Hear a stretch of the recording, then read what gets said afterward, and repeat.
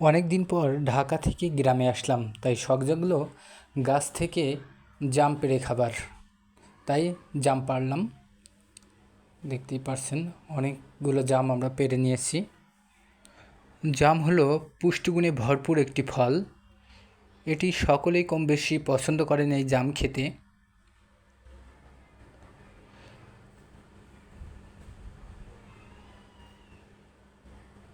কতই না সুন্দর এই জামগুলো।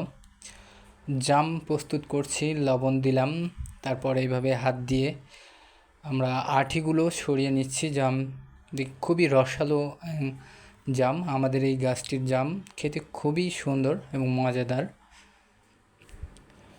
পরিমাণ মতন লবণ দিয়ে নিয়েছি, তারপরে এইভাবে আস্তে আস্তে বীজগুলো সরিয়ে নেওয়া হচ্ছে।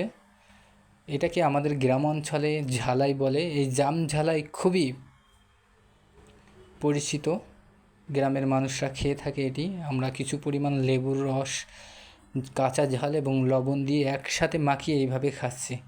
খুবই মজাদার এটি। খুবই স্বাদ এবং টেস্টি হয়েছে। দেখতেই পাচ্ছেন কতটা সুন্দর লাগছে এই জামগুলো। সত্যিই খুবই মজা হয়েছে। গ্রামে গিয়ে এবছর কে কে জাম ভর্তা খেয়েছেন কমেন্ট বক্সে কমেন্ট করে জানাবেন। কিন্তু সকলে ভালো থাকেন, সুস্থ থাকেন। আল্লাহ হাফেজ।